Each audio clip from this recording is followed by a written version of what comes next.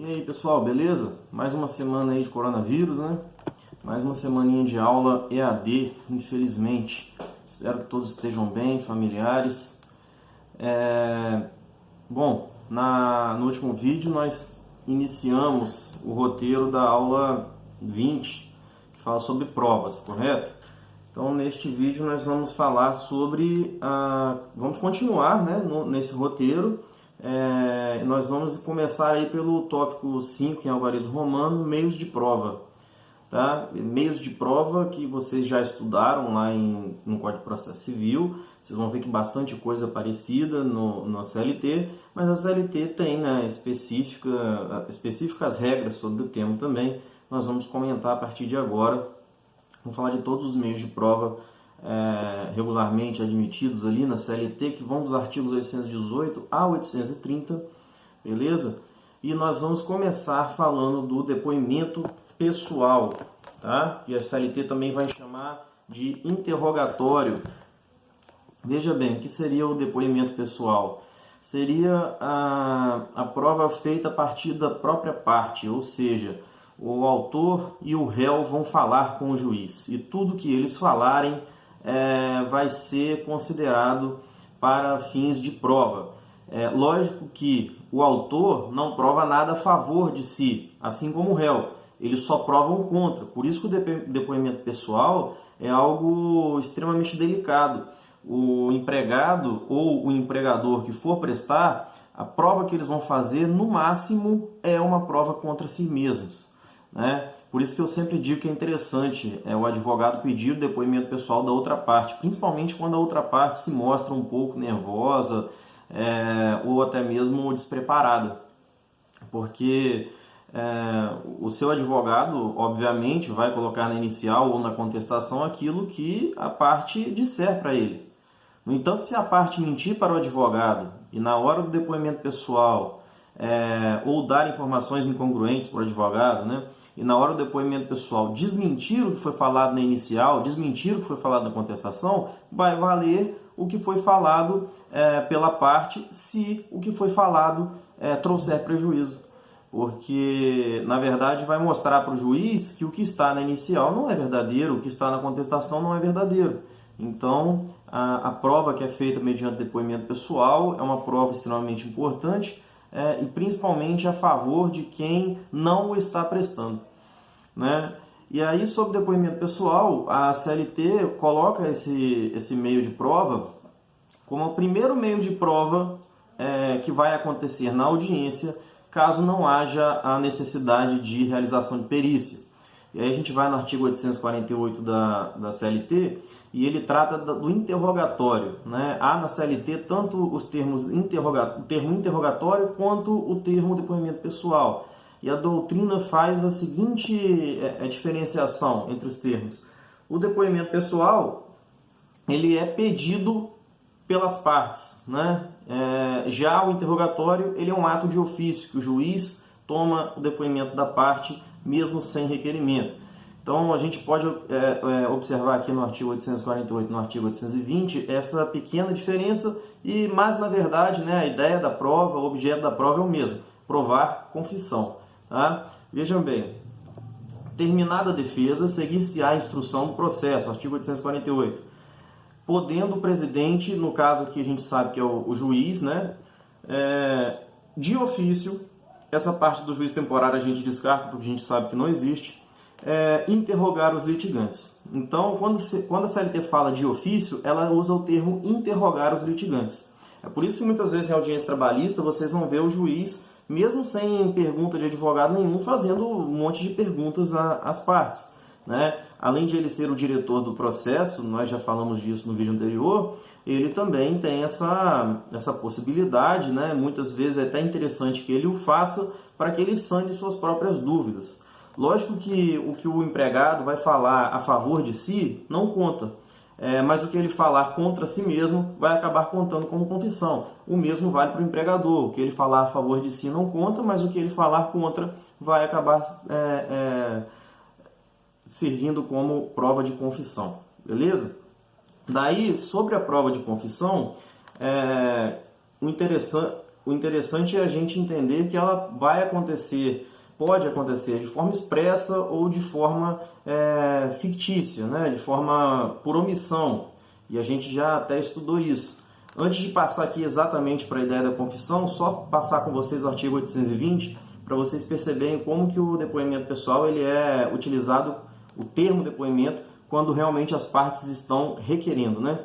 820. As partes e testemunhas serão inquiridas pelo juiz, podendo ser reinquiridas por seu intermédio, a requerimento dos vogais a gente esquece, das partes, seus representantes ou advogados. Então, aqui a gente fala essa reinquirição do depoimento, que é o depoimento pessoal do artigo 820, é a possibilidade de o advogado de uma parte, mesmo que o juiz não tenha feito o interrogatório, poder pedir para o juiz para fazer o depoimento pessoal. Porque muitas vezes o juiz ele faz o interrogatório de ofício e daí ele dá a palavra para o advogado da outra parte se ele quiser fazer perguntas. Mas se o juiz não quiser fazer de ofício, o advogado pode interpelar. Ele pode falar, meritíssimo, eu preciso do depoimento pessoal da outra parte, né? Óbvio, gente, que aqui tem uma questão interessante. Eu nunca peço depoimento pessoal do meu cliente.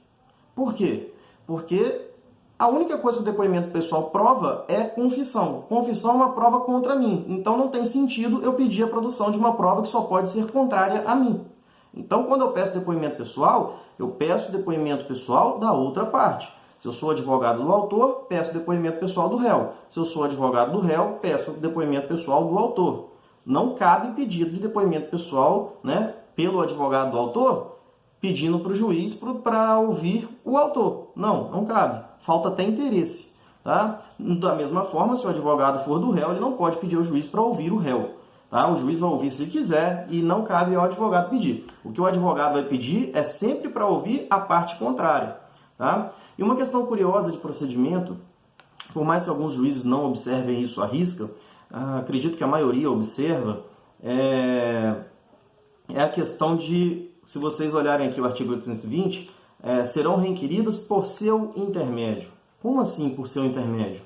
Se você está na audiência, né, você é advogado do autor, o autor está aqui do seu lado, o advogado do réu está na sua frente e o réu está, né, do lado dele. E o juiz está aqui,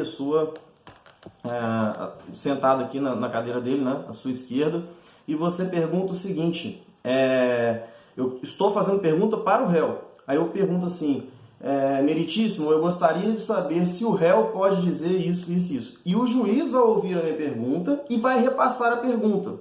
Igual aquela situação de criança, quando você está brigado com um amigo, e tem um amigo que é amigo de vocês dois, aí você fala pro fulano que eu não estou conversando com ele não. Fala pro fulano que a mãe dele mandou ele fazer alguma coisa. Então é mais ou menos isso, né? Você fala, juiz, pergunta para ele se isso, isso, isso. Ele está ouvindo você falar, mas o juiz é que vai perguntar. Por quê? Porque cabe ao juiz indeferir as perguntas protelatórias, inúteis ou até mesmo perguntas que sejam, vamos dizer assim, tendenciosas, né? Quando você quer provar, por exemplo, que fazia hora extra, você fala assim, pergunta para ele se fazia hora extra mesmo, né? Aquela pergunta que você já dá um indício de qual seria a resposta. Isso não pode acontecer. Daí o juiz é que vai fazer esse filtro. Então, se você fizer a pergunta errada, ele já vai cortar na hora e falar, olha, não, eu indefiro essa pergunta. Tá? Por isso que as perguntas são sempre feitas por intermédio do juiz. Eu falo com o juiz repassa para a parte. Tá certo? A mesma coisa a gente vai ver que vai acontecer com as testemunhas também. Tá? Então, sempre que houver colheita de prova oral, ou seja, tanto o depoimento pessoal quanto a testemunhal, é o juiz que pergunta para a parte, é o juiz que pergunta para a testemunha. Mesmo que a pergunta seja de uma das partes. Por quê? Porque a parte cabe a ela perguntar para o juiz e o juiz repassar a pergunta. Beleza? Espero que tenha ficado clara essa explicação. Bom, mas como eu dizia, a confissão é a prova que nós vamos extrair, né, do interrogatório, do depoimento pessoal. Daí a gente tem várias formas de extrair uma confissão. A confissão ela pode ser real, né, ou fictícia, de acordo com a doutrina. E aqui a gente usa a mesma classificação do processo civil, a mesma aplicabilidade, inclusive. Né? A doutrina costuma dizer que a real, né, que é aquela expressa, por exemplo, num depoimento pessoal, o autor fala, eu não fazia hora extra não. Ponto. acabou de confessar, né, que o pedido dele é um pedido descabido, pedido de hora extra, ele acabou de falar que não fazia. Então essa confissão, quando ela é real, quando ela é expressa, ela costuma ser chamada pela doutrina de real ou absoluta, porque dificilmente eu vou conseguir elementos capazes de infirmar essa prova, né, de contrariar essa prova. Então, já a fictícia, ela é aquela confissão que a lei presume. Daí ela não tem tanta força. Por quê? Porque seria mais ou menos aquela confissão pela parte que não compareceu à audiência para apresentar defesa. Quer dizer, então, que se eu pedir R$1 milhão por horas extras prestadas por um trabalhador que ganha um salário mínimo e a outra parte não for à audiência, né, houver confissão, o juiz é obrigado a julgar procedente esses R$1 milhão que não fazem nem sentido? Não, não quer dizer. Por isso que a confissão ficta, ela admite, né, prova em contrário, até mesmo o bom senso pode ir contra a confissão ficta, né, como neste caso que eu acabei de falar. Por isso que a doutrina costuma chamar a confissão fictícia também de confissão relativa, tá? Ela tem uma força relativizada, diferente da confissão expressa, né, confissão real, porque neste caso a gente tem que a parte ela acabou sofrendo as penalidades da lei, mas ela não fez expressamente uma prova cabal daquilo que a confissão acaba influenciando, né? Então, o que acontece é que muitas vezes o juiz, muitas vezes, na verdade, o juiz ele vai olhar uma confissão de uma forma ou uma confissão de outra forma, depende de como aconteceu essa confissão, né? A gente tem até uma curiosidade para vocês, tem até um artigo no Código de Processo Civil, que é o 142, que ele justamente permite que o juiz, mesmo diante de uma confissão, ele possa abrir mão de presumir verdadeiros os fatos. Por quê? Porque pode ser que haja ali uma tentativa de burlar a lei, né? Esse caso que eu acabei de falar, vou pedir R$1 milhão de hora extra uma pessoa que ganha um salário mínimo e trabalhou 3 meses. É impossível, né? Não existe possibilidade de essa pessoa fazer horas extras. Não existem tantas horas no mundo em 3 meses para dar esse valor, né, para a pessoa que ganha um salário mínimo. Então, o juiz não é obrigado a colocar uma viseira de burro e seguir a lei de maneira a contrariar a própria possibilidade do acontecimento. Não. O artigo 142, inclusive, eu tenho ele aqui, ele diz: convencendo-se pelas circunstâncias de que o autor e o réu serviram do processo para praticar ato simulado ou conseguir fim vedado por lei, o juiz proferirá a decisão que impeça os objetivos das partes, aplicando de ofício as penalidades de litigante de má-fé, né? Então, esse é só um exemplo de artigo que pode ser utilizado em casos esdrúxulos, né? Que às vezes acontece isso muitas vezes. Aconteceu até quando eu era estagiário, né? Eu acho que eu já até contei essa história para vocês, de um pedreiro que entrou com uma ação em face de uma construtora, que já era sabido já, né? Que na verdade foi até o advogado já sabia que essa empresa tinha sumido do mapa, faltava todas as audiências e sempre havia revelia e confissão nos processos trabalhistas dessa empresa. Daí o advogado ajuizou uma ação dizendo que esse pedreiro ganhava R$10 mil por mês. Na época, o dinheiro de R$10 mil seria mais ou menos hoje o que você imagina aí de uns R$30 mil por mês, né? Não que o pedreiro não possa ganhar R$30 mil por mês, eu acho que é uma profissão digna como qualquer uma, mas não é a realidade do mercado, como não era na época. Então o juiz, mesmo diante da confissão, ele não aplicou, né? Ele realmente considerou que a empresa não pagou e tudo, e mandou pagar, porém ele não aplicou o valor afirmado na inicial, mesmo diante de uma confissão. Por quê? Essa confissão fictícia, né, ela tem uma presunção relativa e ela não pode ir contra vamos dizer assim, um senso mínimo de realidade, certo? O juiz ele pode sim se utilizar de outras provas. Neste caso, até o juiz utilizou o artigo 460 da CLT para utilizar a ideia do salário por equivalência, já que não tinha prova do salário e a única prova que tinha era essa confissão, que era certamente esdrúxula, descabida, certo? Então o juiz nesse caso aí pesquisou qual era o valor médio dos pedreiros dessa empresa e disse: olha, você ganhava era isso, né? Já que você entrou com uma inicial mentindo, porque certamente você não ganhava 10 mil, eu vou dizer que você ganharia, por equivalência, você ganha a mesma coisa que os outros pedreiros, certo? Então foi assim que foi a sentença, inclusive, com aplicação de multa por litigante de má-fé, certo? Bom, então a confissão, né, muitos gostam de dizer que ela é a rainha das provas, como se ela fosse imbatível, mas não é bem assim. Um exemplo, inclusive, para mostrar que não é bem assim, embora ela seja realmente uma prova muito forte, é a ação rescisória. Na ação rescisória, o que se discute não são fatos, via de regra, né? Na ação rescisória, a gente discute direito. Portanto, a confissão não gera efeito nenhum, praticamente. Por exemplo, se eu disser que o juiz que julgou o caso que transitou em julgado era irmão de uma parte, do autor que ganhou, por exemplo. Eu sou a empresa, aí eu faço uma ação rescisória dizendo que o juiz que julgou o caso era irmão do autor. Daí eu instruo a minha inicial, ajuizo a ação, e na hora de passar a palavra para o autor, que ganhou a ação principal, ele simplesmente não comparece à audiência, não leva nenhuma contestação. Isso daí vai gerar confissão. Na verdade, não, porque não dá para você confessar direito, né? O autor aí, na verdade, quando você alega essa questão do impedimento, quem vai ter que provar que era irmão ou não é o autor, e esse fato é um fato que o próprio juiz, né, da ação rescindenda vai acabar sendo diretamente afetado. Ele mesmo pode juntar a prova ali, não precisa nem do autor, né? Imagine você, por exemplo, que a discussão seja até diferente, que a discussão seja por violação literal de lei. Se for por violação literal de lei, de que vale a outra parte não fazer contestação? Não vale de nada, porque nós estaríamos discutindo apenas direito.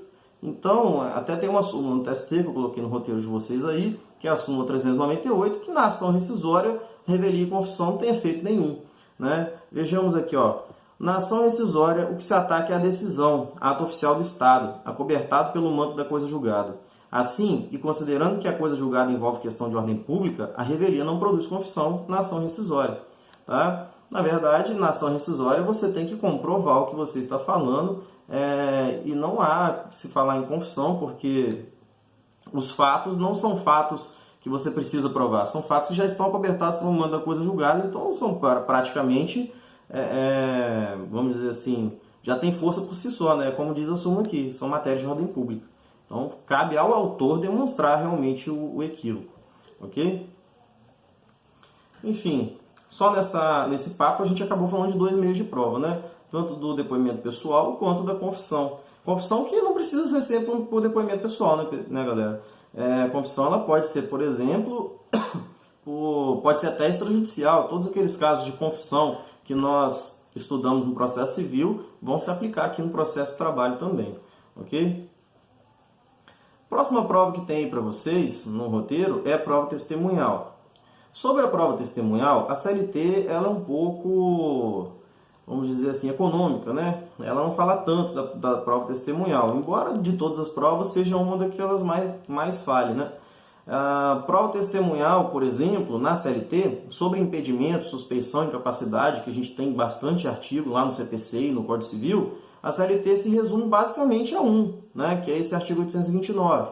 Por isso, nós vamos aplicar subsidiariamente, né, tanto as ideias de incapacidade, suspeição e impedimento do Código Civil, quanto, né, as mesmas ideias que estão lá no CPC. Tá? Mas a CLT ela se resguarda, né, nesse artigo 829 a dizer apenas isso daqui, ó.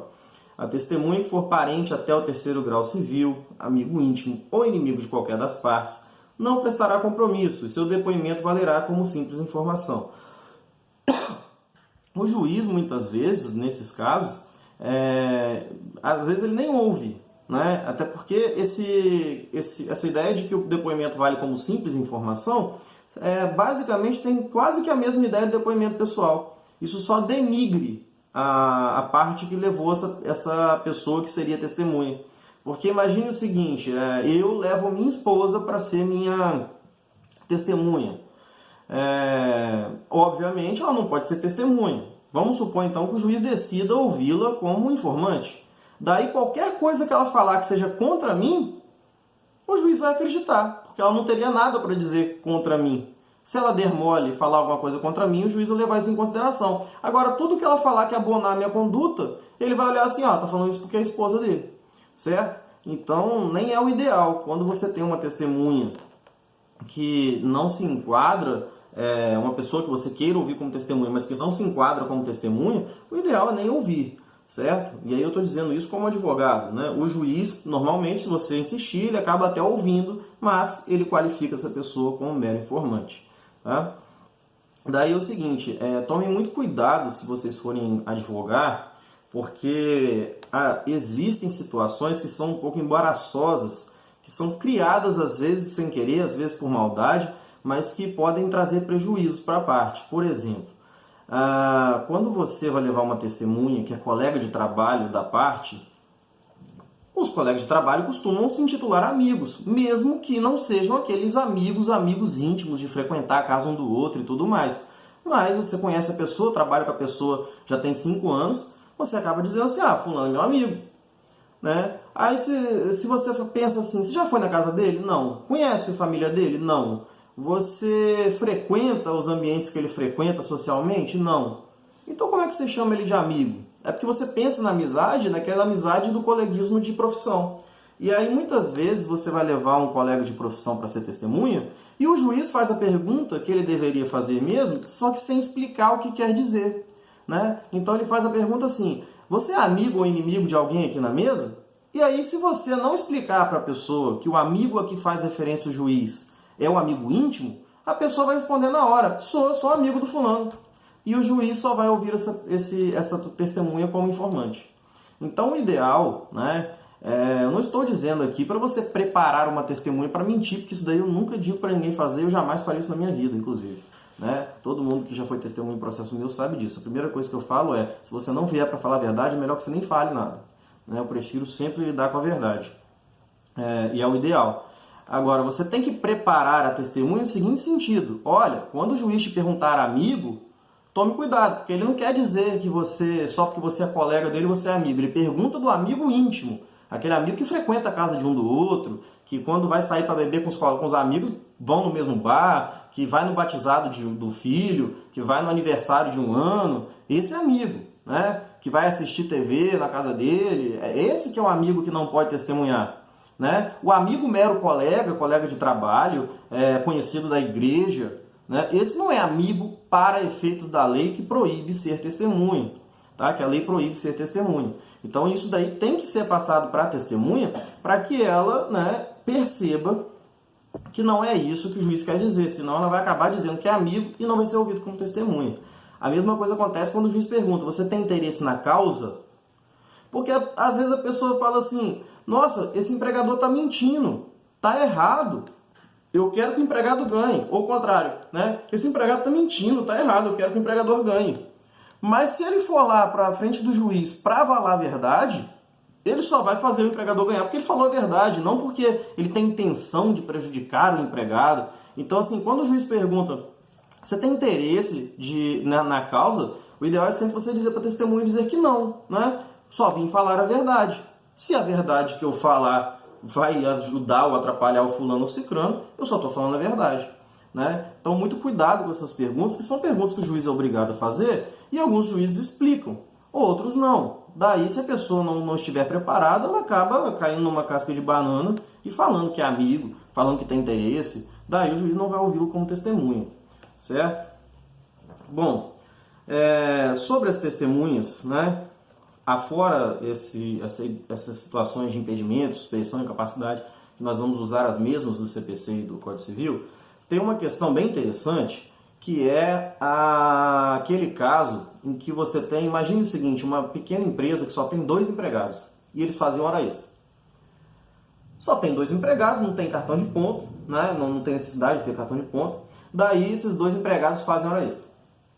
Fazendo hora extra, esses 2 empregados só tem como testemunha um ao outro, porque na relação de trabalho, só eles 2 ficavam lá e viam um trabalhando e o outro trabalhando. Daí o que acontece? Os 2 entram com ação trabalhista. Quando o juiz vai perguntar, tem testemunha para provar sua hora extra? O funcionário A vai falar, tenho, aquele lá, que trabalhou comigo. E lá na ação do outro, ele vai falar assim, tenho, é aquele lá que trabalhou comigo. Ou seja, os dois são autores de duas ações trabalhistas contra o mesmo empregador e os dois são testemunhas um do outro. Daí, o que acontece?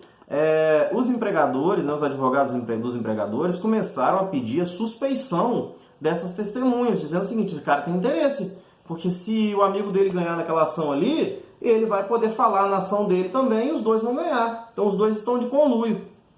Né? Os empregadores queriam que esse conluio fosse presumido. Porém, o TST ele reconheceu o seguinte, muitas vezes, mas muitas mesmo, só o empregado que trabalha junto vai poder ser testemunha. Se eu presumir que toda vez que o empregado que tem uma ação contra a empresa for testemunhar e está mentindo, eu vou impedir a produção probatória. Então, o TST ele fala o seguinte, não é que não tem interesse, mas você tem que me provar mais para eu não ouvir essa pessoa como testemunha. Você tem que provar uma combinação, tem que provar que eles são muito amigos, né? Alguma coisa por fora você tem que me provar para eu não considerar essa pessoa como testemunha. O mero fato de eles terem, de eles terem ações contra o mesmo empregador, isso daí por si só eu não aceito, porque senão eu vou impedir a maioria dos empregados de provar alguma coisa. Certo? Daí surgiu essa súmula 357.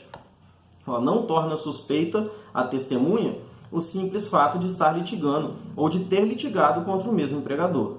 Beleza? É por isso que muitas vezes eu até falo, se você vai fazer uma ação para 3, 4, 5 empregados da mesma empresa, o ideal é você fazer mais de uma, porque se você colocar todo mundo como autor, quem é que vai ser testemunha, né?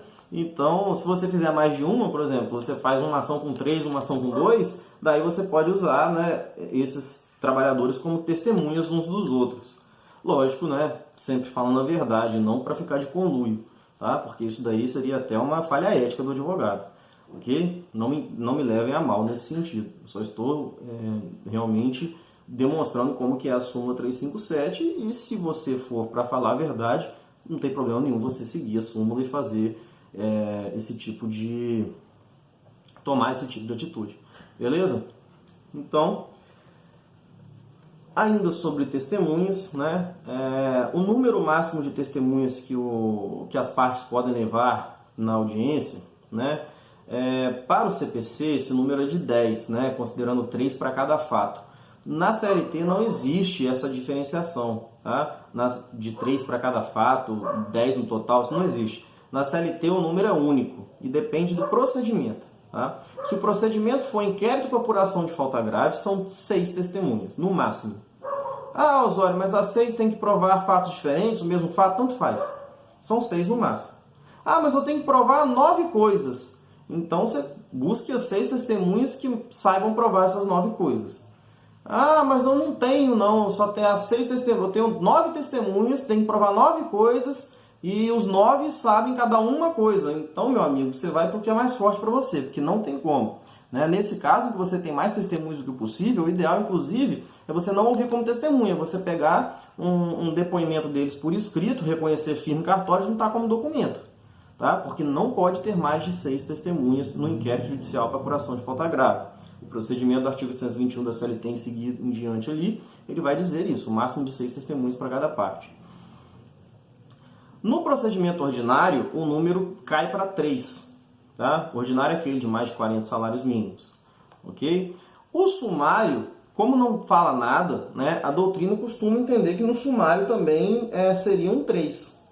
Tá? O máximo. Essa previsão está lá também no artigo 821 da CLT.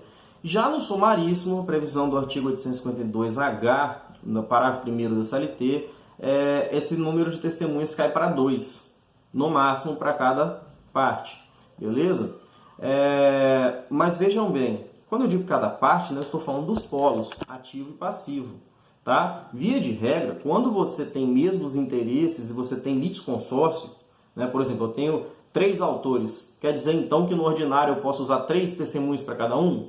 Não, se os 3 têm interesses comuns, são 3 testemunhas para os 3. Tá? Não são 9 no total, não. São no máximo 3. Ah, eu tenho 2 empresas do mesmo grupo econômico. Elas podem usar, então, 6 testemunhas, porque elas são 2? Não. As 2 vão usar só 3.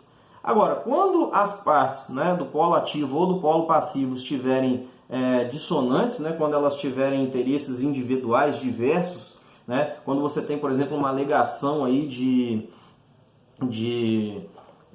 sei lá, de terceirização e você pede responsabilidade subsidiária e o tomador de serviço não aceita, fala que não tem essa responsabilidade, que não houve a terceirização, né? Ou seja, ele pede a exclusão dele do feito para deixar só o principal. Neste caso, eles têm interesses diversos, então vai ser 3 para cada um, ou 2 para cada um, dependendo do procedimento, ou 6 para cada um, dependendo do procedimento, certo? Mas o fato é, se tiverem interesses comuns, é 6 para todo mundo do polo ativo, 6 para todo mundo do polo passivo. Se tiverem interesses diversos, aí é 6 para cada um que tem interesse diverso. Tá? A mesma coisa se forem 3 ou se forem 2, vai depender sempre do procedimento. Tá? 6 para inquérito, 2 para sumaríssimo e 3 para ordinário e sumário. Ok? A questão do sumário tem até uma discussãozinha. Alguns entendem que o sumário também tem que ser 2, mas não existe nenhuma regra na CLT que diga que o sumário tem que ser 2. Porque a regra que existe fala especificamente do sumaríssimo. Portanto, a maior parte da doutrina costuma dizer que são 3 também, no caso do sumário. O procedimento sumário é aquele de alçada, aquele de até 2 salários mínimos. Tá? Então, se o seu procedimento for o sumaríssimo, né, entre 2 salários mínimos e 40 salários mínimos, aí você vai usar no máximo 2 testemunhas para cada polo. Tá? Para cada parte, só se as partes tiverem interesses diversos. Ok? Bom, um outro detalhe é que esse limite, né, de 6, 3 e 2 é limite das partes. Ou seja, se o juiz quiser ouvir mais testemunhas por conta própria, ele pode ouvir, como a gente falou no vídeo anterior. Ele é diretor do processo, ele que vai dirigir o processo conforme for necessário para buscar a verdade dos fatos. Então, ele pode ter as testemunhas do juiz